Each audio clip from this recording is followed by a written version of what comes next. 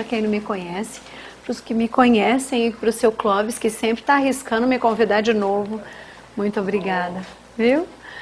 Bom, vamos conversar um pouquinho. O que vocês gostariam de conversar hoje? Um monte de coisas. Afinal de contas, a gente tem angústias, expectativas, ansiedade, culpa. A gente vive cercado de um monte de coisas negativas e não vislumbra a parte boa da vida. E vive querendo adentrar o famoso reino de quem mesmo? Que reino que a gente quer ir? O reino de Deus, o reino do Pai, o reino do Filho, né? E todos somos filhos e carregamos esse reino aqui dentro. E como que a gente entra naquilo que naturalmente já é nosso? Por um estado de espírito compatível com aquilo que nos faz sentir como tal. Não é isso? Entrava Jesus em Jerusalém, montado num burrico, e os judeus estavam muito empolgados e gritavam: o filho de Davi, o Deus prometido, o nosso rei, louvado seja, hosana nas alturas. E louvavam o Cristo jogando ramos, jogando flores. E uma moça chegou perto, isso é Meimei que nos conta numa psicografia, uma moça chegou perto e disse: irmão Jesus, aceite essas flores para o reino dos céus. Jesus, que estava cabisbaixo, não estava voltado para a multidão, vinha nesse burrinho tranquilo, olhando para baixo, pensativo, levantou pela primeira vez os olhos em direção a ela e disse assim: queres mesmo adentrar ao reino dos céus e servir ao reino dos céus? Ela disse: claro, mestre, claro que eu quero. Então, por favor, me traz um pouco de feno e um pouco de água para esse pobre animal que me serve há tempos. O que Jesus quis dizer com isso? A gente faz um monte de coisas, não faz? A gente distribui sopa, quando a gente pode, a gente vem na casa espírita, a gente bateu na nossa porta, a gente até serve uma comida, a gente até dá uma ajuda no sinaleiro, a gente vem na reunião mediúnica, a gente estuda o evangelho, a gente faz tanta coisa. Para que a gente faz tudo isso? O céu, o reino do céu, o reino do Pai, barganha com a gente? Quanto que a gente coloca de sentimento naquilo que a gente faz? Por que eu vim à casa espírita hoje? Porque eu tenho muita vontade? Porque eu vim procurar ajuda? Porque eu não tinha o que fazer? Porque alguém quis que eu viesse? Porque alguém esperava de mim que eu viesse? Por que eu faço as coisas que faço? Lucas 5,31, que não conheceu o Cristo, registrou bem quando disse que o Cristo tinha dito: tratai aos homens como vós quereis que eles vos tratem. O que significa isso? E Jesus colocou para aquela mocinha de Jerusalém que o reino dos céus, embora já dentro de nós mesmos, é um estado de espírito que se atinge com bondade.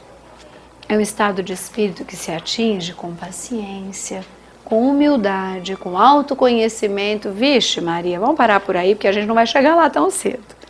Não é? Não é verdade que não é. Só que em Mateus a gente encontra umas outras coisas que o Cristo disse, e é por aí que eu quero fazer essa abordagem do reino dos céus, ou vamos chamar de o estado de felicidade de alma que todo mundo almeja, né? E que o carro novo, a geladeira nova, a casa nova, a reforma do banheiro, nem o puxadinho dão.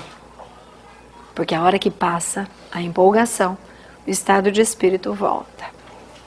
Então, como é que aquele sujeito que não tem nada disso, tem aquele sorriso nos lábios e eu estou sempre reclamando? Em Mateus, o que a gente vai encontrar? Também, no capítulo 5, nos versículos, se não me engano, de 23 até 26, Mateus retrata quando Cristo estava dizendo a respeito daquilo que nós temos que fazer com os nossos inimigos. que ele disse? Reconcilia-te com os seus inimigos, ou com o teu inimigo, enquanto estás a caminho com ele. Antes de fazer a tua oferenda, reconcilia-te e depois vem para o altar fazer a tua oferenda.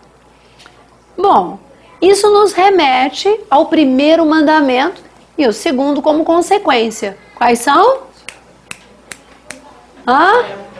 Amar a Deus sobre todas as coisas e ao próximo como a ti mesmo. Muito bem.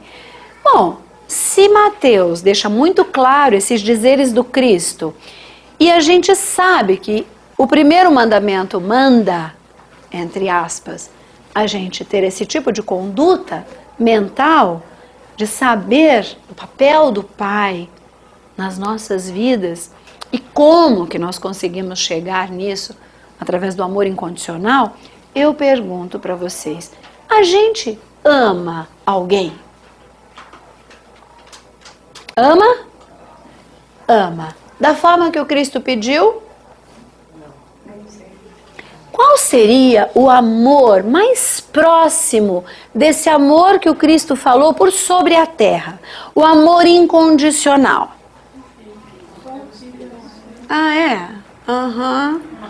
Sei.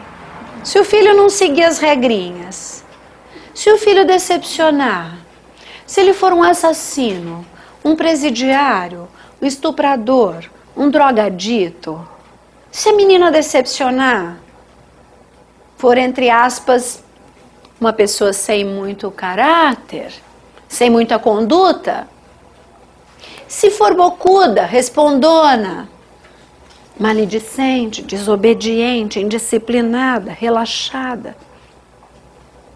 o amor é incondicional para todas as mães. Por que a mãe ama tanto o seu filho, como diz que ama? De onde ele saiu? Então parece que é uma contradita, talvez seja o amor não o maior, mas o mais egoísta que existe sobre a terra. Agora vamos pensar. Vou contar essa história para vocês refletirem comigo nessa superioridade moral desta oradora espírita que vos fala, tá?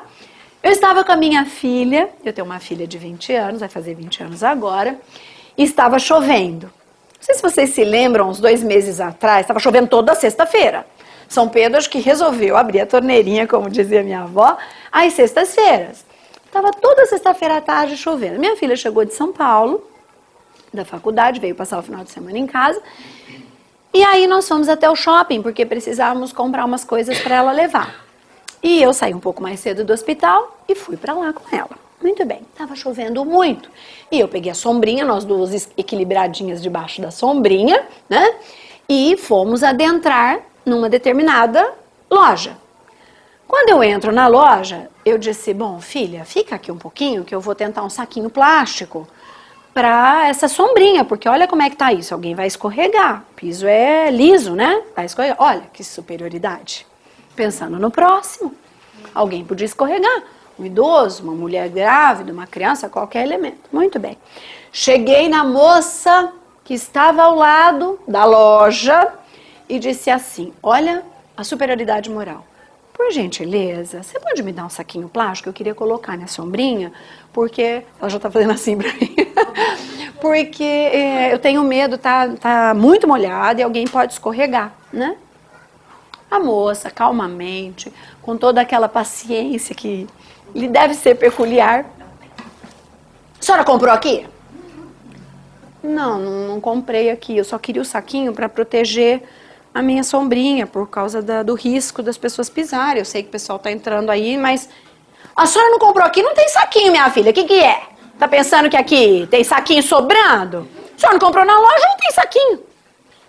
A Amanda, que é minha filha, virou para mim e falou assim, mãe, vamos? Vamos? Ela conhece a minha superioridade moral. Ela disse, mãe, vamos?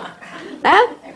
Eu disse, não preciso de saquinho. Muito obrigada. Catei a minha sombrinha. Eu vou confessar, ninguém conta que Mirassol vai ficar aqui. Tá um pouco aberto, mas nas 4 paredes.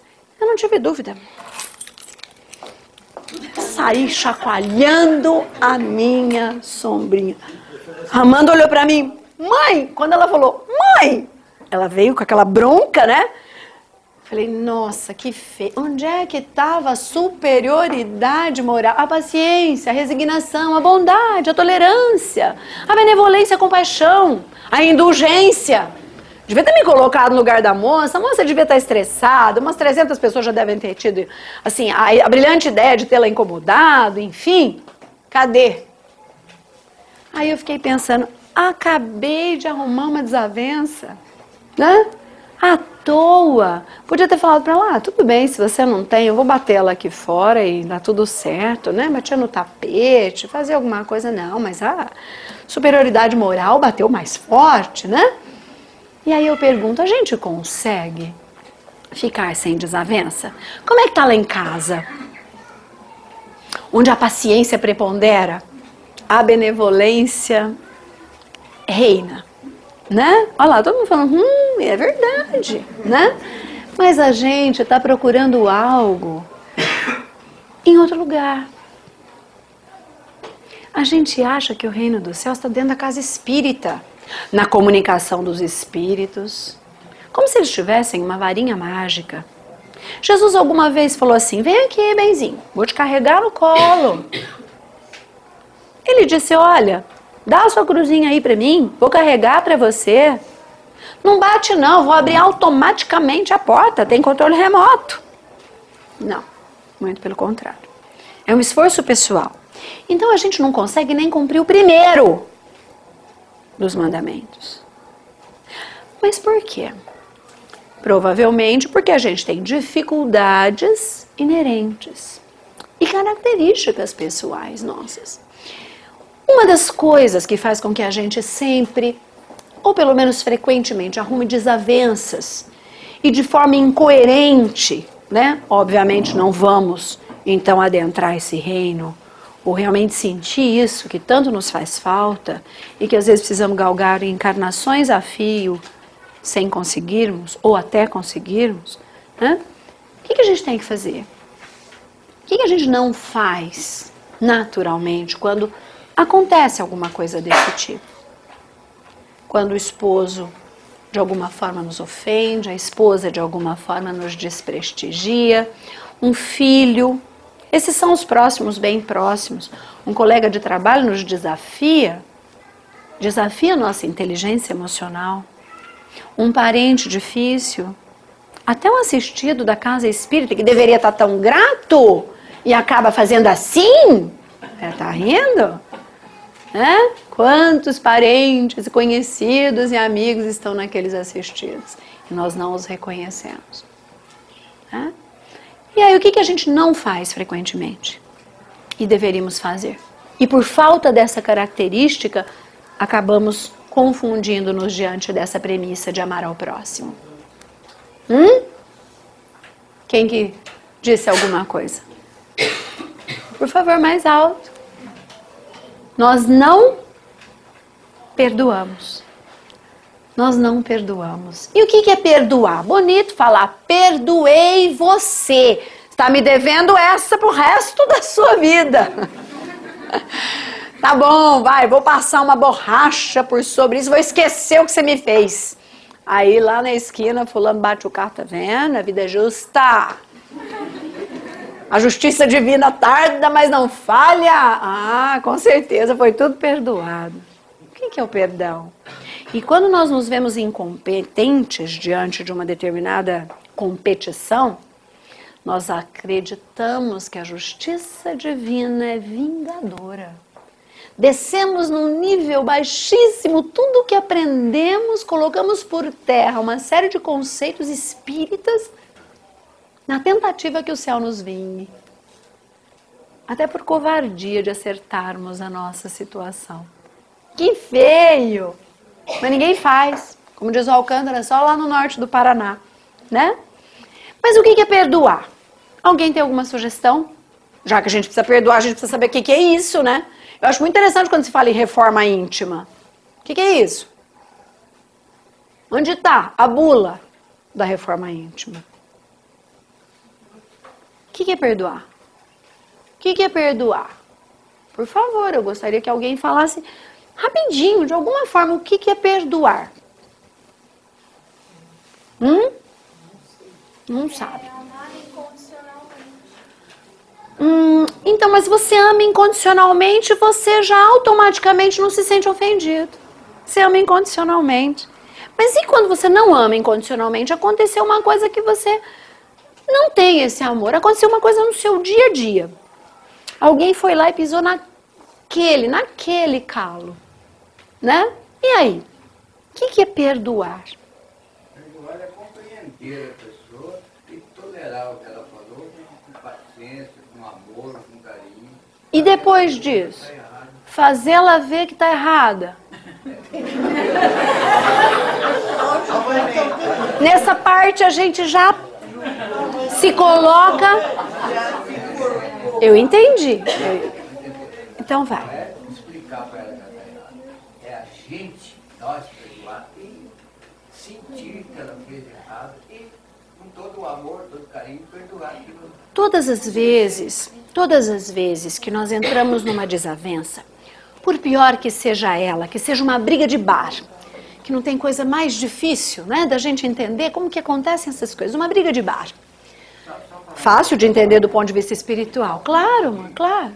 Posso falar Lógico, lógico. Foi o que a senhora não fez com a moça do saquinho. Exatamente. Não perdoei, coitada. Mas o que seria? Vamos pensar numa briga de bar, onde as pessoas se agrediram, né?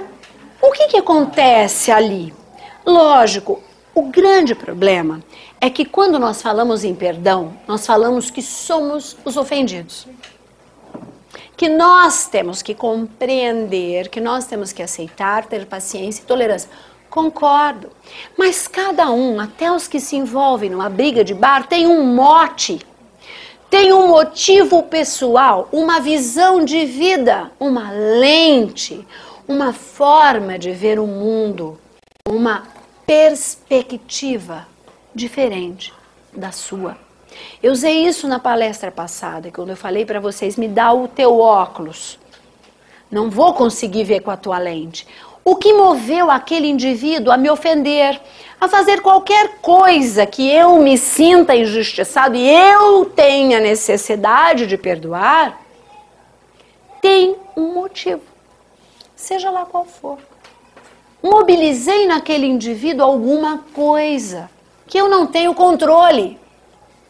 Quando a gente pensa em perdão, a gente pensa em controle da situação. Lê do engano, ninguém controla nada. Alguém aqui já se decepcionou? Se você não se controla, como controlar o outro? Na verdade, o perdão, ele não é palpável, não é decifrável, não é definível.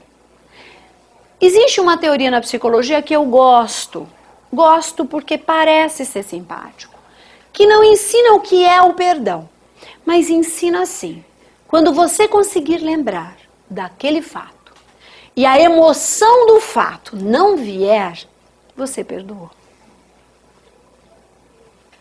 Qual é a emoção do fato?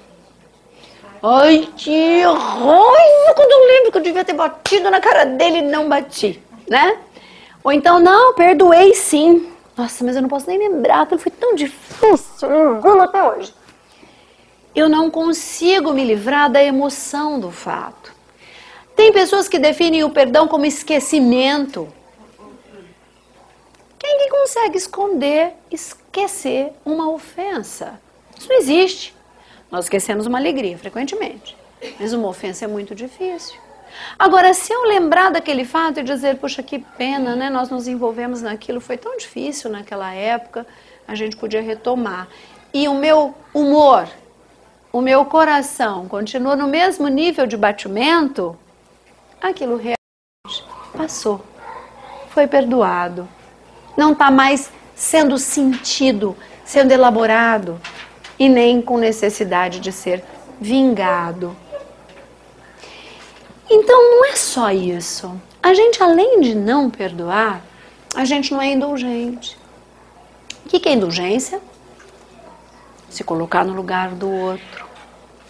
No capítulo 10, se não me engano, é o capítulo 10 do Evangelho, São Luís fala que nós podemos até comentar o mal alheio, se isso for realmente útil, mas que o mal alheio não deve ser nem comentado e eu acrescentaria muito menos aumentado. Que só nós poderíamos comentar alguma coisa vinculada a uma atitude do outro, se aquilo fosse para um bem de um outro ainda. Do contrário, não seria pródigo. Aí eu pergunto, a última vez que nós falamos de alguém, que sentimento nos movia? A indulgência pensando no benefício do terceiro? Qual foi a boa intenção vinculada à última fofoca que nós fizemos? Todas essas coisas que a gente faz frequentemente, mesmo sem perceber, uma colega de trabalho com a outra, né? Uma situação de um parente com o outro, de uma cunhada com uma sogra, falando de uma terceira, duas amigas comentando de uma outra amiga, marido e uma mulher comentando do genro ou da nora, qualquer coisa, por menor ou maior que seja. O que nos move a chamar a atenção do outro, a criticar o comportamento do outro? O que nos move? Uma necessidade enorme de sermos melhores do que o outro. De mostrarmos, olha, estou comentando o comportamento de fulano, já me coloco numa posição superior, já julgo, já condeno e às vezes já dou até a pena, não vou mais olhar para a cara dele. Né? É muito mais fácil a desavença do que a compaixão, do que a indulgência, do que o perdão. A desavença atende a instintos ainda muito ruins que nós trazemos. E aí a gente entra nas características pessoais que nós trazemos. Quais são as 3 características básicas pessoais que nos impedem de adentrar o reino dos céus? Porque nos impede de amar ao outro e a gente só ama a Deus amando o outro. Alguém pode citar a mãe de todas? Que característica é essa? Essa eu pus em terceiro. A primeira, o orgulho. A segunda, irmãozinho próximo, o egoísmo. E a terceira, a inveja. O orgulho, eu. O egoísmo, meu. A inveja, não pega. Eu é que quero. Não quero para ela, quero para mim. Vou contar uma historinha para vocês. Tinha um casal que morava numa área rural e eles estavam passando por dificuldades muito grandes. Aquelas que ninguém tem. Financeiras, de relacionamento, com os filhos, estavam a ponto de perder a propriedade que tinham, estavam num marasmo, a mulher tomando remédio para depressão, ninguém toma aqui, espírita não toma remédio para depressão, a santa paciência, né? Exatamente, espírita depressão, tem a santa paciência, isso existe, né? Mas essa mulher que não era espírita, estava lá tomando remédio para depressão, muito, muito desanimada, numa desesperança, porque esperança, como diz o Aguinaldo, não deve ser nunca a última que morre. A esperança nunca deve morrer. Tem essa de a última que morre. Esperança não deve morrer. E eles estavam totalmente desesperançosos, impacientes, desanimados, preguiçosos, porque aquilo busca pelas coisas, estava tudo truncado, aquela história, né? Devem ter colocado macumba não sei aonde, ou então atirei, como é que é? Salguei a Santa Ceia, coisas nesse nível, né? Ninguém assiste a novela das 8h30, das 9, não sei, enfim. Mas as pessoas estavam muito mal naquela propriedade. E uma pessoa os convidou para irem até a cidade, o casal, porque os filhos estavam ausentes da casa, convidou-os para ir até a cidade, que ia ter uma reunião de amigos, e eles queriam ver se dava um jeito de encorajá-los, ver o que a comunidade podia fazer para poder ajudá-los. E o casal pegou o carrinho E trancaram lá o seu sitinho e foram. Quando estavam de volta, estavam comentando, né? Poxa vida, olha, nossa vida eu acho que não tem mais jeito. As pessoas ficam falando como se fosse fácil. Não é fácil, não. Olha, eu queria fazer tanta coisa, mas é complicado. Eu também queria, mas a lavoura tá complicada, mas os nossos filhos não dão, mais os nossos parentes, mais a nossa criação, mais a nossa casa, mais o nosso carro porcaria, mais. Você sabe o que é mas? Interrompendo a historinha? M-A-S. Meu atraso para o sucesso. Tira o mas da sua vida. Eu quero ir na casa espírita hoje, mas eu tô desanimada. Eu quero ir na casa espírita hoje. Acabou. Eu quero arrumar um emprego, mas tá difícil nada. Se alguém arruma por aí, eu arrumo também. Não precisa ler o livro O Segredo. Basta querer com propriedade, amor e sem prejudicar ninguém, o universo conspira. Ajuda-te. Que o universo te ajuda. E aí esse casal vinha conversando, mas estava tudo difícil. De repente, chegando perto da casa, tudo escurinho, né, no sítio, a casa toda iluminada, janelas abertas, e estava tendo uma festa. Falou, peraí, os nossos filhos não estão aqui. Então, o que está acontecendo na nossa casa? A porteira fechada e um guarda enorme na porteira. O homem imediatamente chegou, já foi abrindo a porteira. O guarda disse, não. Como não? Essa é minha casa, meu amigo. O que está acontecendo aí? Calma, muita calma. Vocês dois fiquem bem quietos, calma.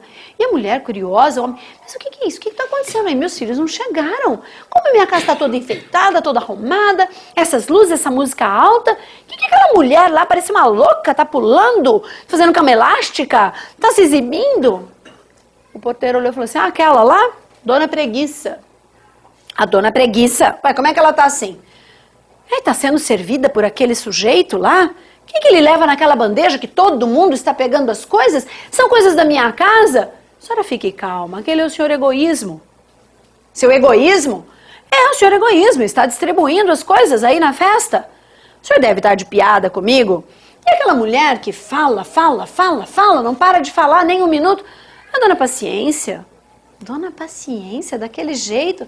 É, Dona Paciência. E assim ele foi caracterizando alguns personagens vestidos de formas exóticas, estranhos e completamente opostos ao comportamento. Aí a mulher perguntou, mas como assim? Eles ficam assim, dessa forma, tão paradoxal, tão ao contrário do que dizem, do que o senhor está me dizendo que chamam? Ele disse, eles estão fantasiados, essa é uma festa fantasia. E a mulher ficou intrigada, ela falou, bem, o que nós vamos fazer com isso? Nós vamos sair daqui? Nós vamos chamar a polícia? Que nós vamos... Calma, tenham calma, observem. Nós viemos aqui para lhes dar uma oferta, lhes fazer uma oferta. Mas enquanto o homem, o marido e o porteiro conversavam, chamou a atenção da moça que sentadinho, de uma forma tão meiga, havia um garoto dos olhinhos azuis que ofuscavam de longe. Era um olhinho claro, um cabelo todo encaracolado, loirinho, quase branco. E de gestos muito suaves, fazia um sorriso meigo para todas as pessoas que passavam e brincavam com ele. Ela falou, poxa, pelo menos aí no meio tem uma criança, né? Pelo menos isso. E aí ela olhou, curiosa, e disse, e o nome daquele? Quem é aquela criança tão meiga, tão bonita? O porteiro disse, o senhor é egoísmo. A mulher ficou muito surpresa. Falou, olha, eu não sei se eu estou no meio de um sonho ou de um pesadelo. Eu vou entrar na minha casa. O que está acontecendo aqui? Ele disse, olha, vamos encurtar essa conversa. Vocês estão passando por necessidades que nós conhecemos. Eu nem preciso repeti-las para vocês. A vida de vocês está muito difícil. Escolham um elemento para sair dessa casa, para ver se vocês têm uma oportunidade a mais de refazerem as suas vidas. E falou com muita propriedade. O porteiro. O homem disse, como assim? Escolha um elemento. A senhora está triste, não está? Escolha a Dona Tristeza para sair, que era a que mais ria na festa. O senhor está desanimado, não está? Quem que o senhor quer que saia? É só desânimo? O senhor quer que saia a Dona Preguiça? Porque o senhor está desmotivado, não consegue nem levantar de sua cama, não quer fazer mais nada. Quem que o senhor quer que saia? E a senhora? Quem que quer que saia? Ela disse, bem, eu realmente estou precisando. Se isso é um sonho ou um pesadelo, eu não sei. Mas a dona Tristeza tem que sair dessa casa. Ele virou e falou assim, eu acho que eu preciso ter mais paciência para voltar à minha vida, sentar, elaborar uma estratégia com vocês, meus filhos, para nós voltarmos a conversar, traçarmos planos para sairmos desse marasmo e reconstruirmos as nossas vidas. Eu acho realmente, dona Preguiça. Nisso, quando o porteiro ia convidar Dona Tristeza e Dona Preguiça para saírem da casa, a mulher falou, para tudo. Para agora. Eu não quero que ela saia. O marido olhou e falou assim, não, eu quero que ela saia, que a Dona Preguiça saia. A mulher disse, não. As duas já estavam na porta, pronta para descer e a festa continuava. Eu quero que aquele menino saia.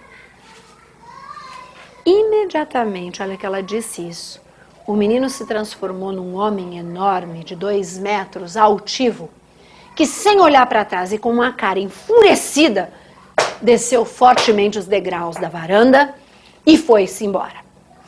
À medida que ele pegava a estrada para ir para a porteira, que imediatamente foi aberta, porque ele era o pai de todos, todos os outros seguiram atrás. O que isso significa? Que realmente o orgulho é pai de todos os outros. De todos os outros. Por que nós estamos desmotivados? Por que nós estamos preguiçosos? Por que nós estamos desanimados? Por que nós estamos impacientes? Por que nós estamos tantas outras coisas? Porque somos orgulhosos.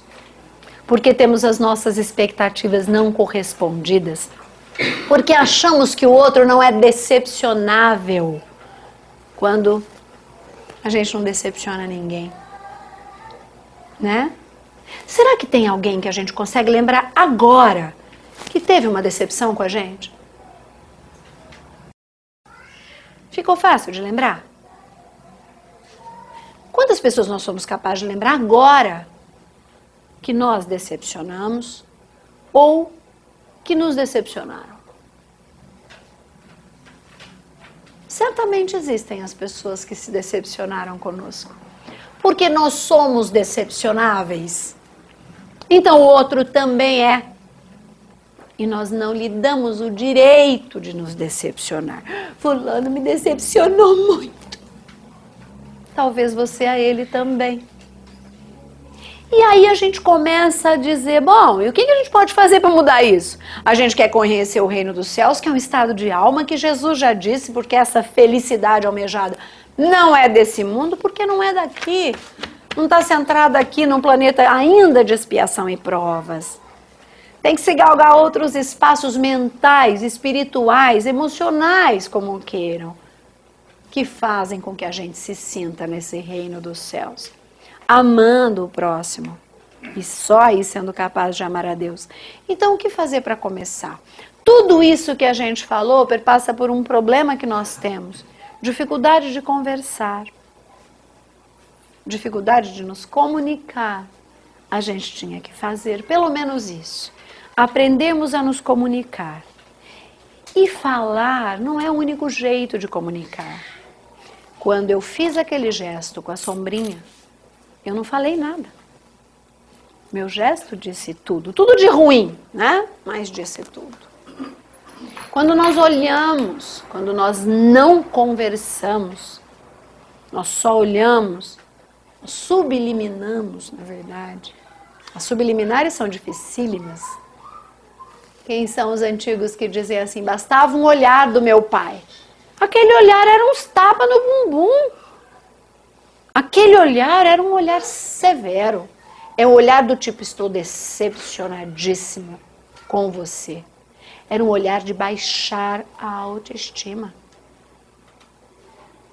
Então não era um olhar de correção. Era um olhar de punição. Então, lê do engano dizer que bastava um olhar para a gente ficar tremendo na base, né? Era diferente. Mas tinha o seu valor, claro que tinha. Mas eu pergunto, comunicação, a gente faz isso? Gente, comunicação não é discutir a relação. Discutir a relação é briga de poder. Eu já falei isso aqui também, mulher ninguém bate na conversa, não vai discutir a relação. Claro que não vai, não são idiotas. Eles sabem que não ganham. A senhora já deixou seu marido ganhar alguma discussão? A senhora, por acaso, em alguma briga, já desenterrou 1965? De volta sempre. Errou, te perdoei, benzinho, mas toda briga você vai amargar aquilo de novo, não é? Isso é comunicação, isso é briga por poder. Discutir a relação, nada. Discutir quem pode mais, né? E no trabalho, a gente conversa. Fulana, você tá querendo puxar meu tapete ou impressão? Eu tô com essa impressão, mas eu não gostaria de ficar mais com essa impressão. Eu acho que a gente vai render mais como aliadas do que como inimigas. Você tem algum problema comigo? Quer conversar sobre isso? Mas não assim, fulana, seguinte, você tá puxando meu tapete, né? Mas conversando, a gente faz isso. Vem cá, vamos tomar um café? Aí na hora do café, café é demais, né? Vamos tomar um café? Tá acontecendo alguma coisa que eu possa ajudar? Reconcilia-te com teu inimigo enquanto estás a caminho com ele. Se ele não te ouvir, você fez a sua parte. É diferente. Quantas pessoas estão com o coração amargurado hoje porque estão em desavença? Eu tô falando daqui de dentro. Daqui, ó. Só daqui. Estão em desavença com pessoas que amam. Que amam. Vocês sabem que a minha filha, essa de 20 anos, está grávida. E eu tô querendo torcer o pescoço dela. Né? Claro. Mas no bom sentido. Torcer o pescoço no bom sentido, lógico que não. Mas talvez se tivesse sido um acidente, eu não queria torcer o pescoço dela, mas porque foi programado. Sem a minha participação, né? Na programação. Mas tá namorando firme, quis ser mamãe, querem casar, tá bom. Então a gente tá lá, firme e forte, né? Ontem eu vi meu neto, foi só falar com ele no ultrassom, ele começou a mexer 2 meses e meio, tá? Tá com 3 centímetros e 3 milímetros, mas é o meu neto. Já me venceu, já, aquele bebezinho, aquela azeitoninha já me venceu. Mas foi muito engraçado porque me remeteu uma história que eu soube de um amigo médico que me contou, que foi fazer um exame. E eu estou contando essa história da minha filha para vocês, estou participando, que eu estou feliz, mas fiquei muito brava, claro, né? Vocês não me viram brava ainda, perto da sombrinha, não é nada, né? Mas, na verdade, eu lembrei muito dessa história, porque é minha cria, né? Imagina, aquele amor inferior e egoísta de mãe, ó. Puxei para perto e falei, olha lá, moleque, agora vamos ver. Não é moleque, ele já é formado, é um homão, né? Mas amparei e apoiei, que eu acho que a gente tem que fazer isso mesmo. Mas aí eu lembrei dessa história que um amigo tinha me contado. No hospital a gente conta e divide muitas histórias, né? E esse amigo, ultrassonografista, ia entrar um senhor, já estava, né, pronto para fazer um exame de próstata. Ele tinha tido um câncer, estava em tratamento e ia fazer um ultrassom, por algum motivo lá, de uma solicitação médica, um acompanhamento. E esse homem encontrou com o outro bem na porta, quando o ultrassonografista estava na porta conversando com esse senhor, dizendo, tá tudo bem, o senhor fica tranquilo, tá indo tudo bem, né? O outro já o identificou na porta com o médico e disse, fulano, há quanto tempo? E consultório é assim, né? Vira e mexe, a gente encontra pessoas que a gente não via há tempos. E se abraçaram, foram muito amigos há tempos idos e não se viam há muito tempo. E contou esse meu amigo que esse outro que entrou perguntou dos parentes, da esposa e dos filhos dele, né? E ele disse, graças a Deus, eu passei por um câncer de próstata, mas tá indo, né? E ele ficou meio desanimadinho assim, o outro falou assim, ah, você tá sempre bem, sua família é linda. Ah, mas e a sua? Já que você está falando isso, interromperam sobre o que o outro talvez fosse dizer, o primeiro que estava lá no ultrassom, imediatamente ele já perguntou para o outro, e você? E aquelas 2 meninas lindas que você tem, que eram 2 mocinhas tão lindas, tão educadas? Ele falou, olha, Uma tá lá em casa, tá fazendo faculdade, tá muito bem. A outra faz 1 ano que eu não quero nem olhar para a cara dela, porque eu vou usar essa palavra do jeito que a história conta, porque aquela vagabunda engravidou. E eu nunca mais conversei com ela. Ela tá casada com outro vagabundo lá e eu não quero saber disso. Não quero saber de neto, não quero saber de nada, porque ela se comportou como uma vagabunda. Um senhor. Imediatamente, o ultrassonografista ficou constrangido.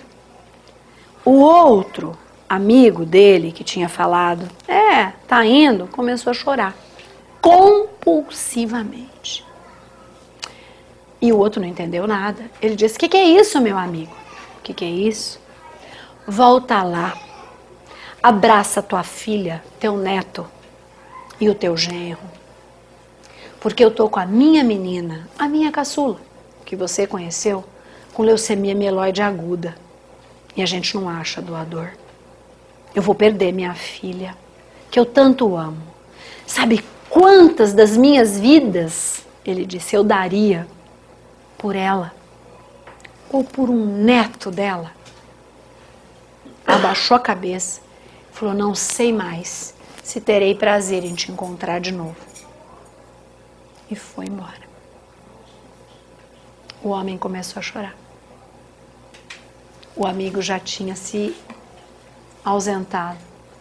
O ultrassonografista, que é meu amigo, ficou olhando e ele disse, eu acho que eu não vou fazer mais exame hoje, doutor. Eu tenho uma filha para ir ver. E a gente acha que não precisa do outro. Que a gente ama o outro sem o outro. Então eu vou terminar. Eu gosto muito desse livro. Não sei se vocês o conhecem, o Respostas da Vida. Psicografia do Chico, por André Luiz. Porque ele tem algumas lições curtas. E eu achei de uma forma que está exemplificando tudo nessa palestra para a gente terminar. Porque essa palestra só foi feita por causa dessa cartinha. Quando a Amanda tinha 6 anos, ela fez uma bobagemzinha qualquer que eu nem me lembro, porque eu achei isso quando eu estava procurando alguma coisa para falar. Para mim primeiro, para vocês também. E eu achei essa cartinha onde ela coloca de mãe para minha mamãe. Ela já era bem alfabetizada aos 6 anos e a Amanda escreveu, para quem não está conseguindo ver lá de trás, desculpa, tem 350 desculpas aqui, né? Mãe, 3 pontinhos. Gosto muito de você, por isso estou pedindo desculpa. Você me perdoa? Eu te amo. Eu, como sou uma mãe assim, né? Eu falei, com certeza, minha filha. Mas pedido de desculpas não é borracha. Não se apaga uma falta com o pedido de desculpas. A desculpa apenas significa que você está arrependida do que fez, mas não apaga as suas faltas. Então não se acostume a pedir desculpas, que isso significa que você vai estar acostumando a errar. Fazer sempre coisas desagradáveis. Então não é bom pedir desculpas demais, porque sinal que você não está pensando antes de fazer as coisas. E aí essa lição chama exatamente, por um acaso eu a encontrei, folheando, na hora de preparar a palestra, quanto aos outros. Se você acredita que pode alcançar a sublimação espiritual sem os outros, de certo ainda não chegou à verdade. A vida foi criada à feição de máquina complexa, em que as peças diferenciadas entre si guardam função específica. Não fuja a engrenagem do seu grupo, se deseja aperfeiçoar-se e progredir. Os outros são as áreas destinadas à complementação e melhoria dos seus próprios reflexos. Através deles é que você se analisa para observar-se com segurança. Não intente transformá-los de imediato, porque igualzinho ocorre conosco, são espíritos em evolução, caminhando entre dificuldades e sombras para um conhecimento superior. Não exija dos outros a perfeição que você ainda está longe de possuir. Esse nos ensina paciência, aquele a compreensão, aquele outro o imperativo da bondade, tanto quanto somos pessoalmente para cada um deles testes vivos nesses mesmos assuntos. Acredite, sempre que os outros apareçam à maneira de problemas, somos para eles outros tantos problemas a serem resolvidos. Diz você que precisa identificar-se com a vida e descobrir-se para fazer o melhor. Entretanto, não esqueça, unicamente pelos outros é que você se encontra e se realiza para as conquistas supremas da felicidade e do amor. Unicamente pelos outros você faz seu caminho para entrar no reino de Deus. Muita paz.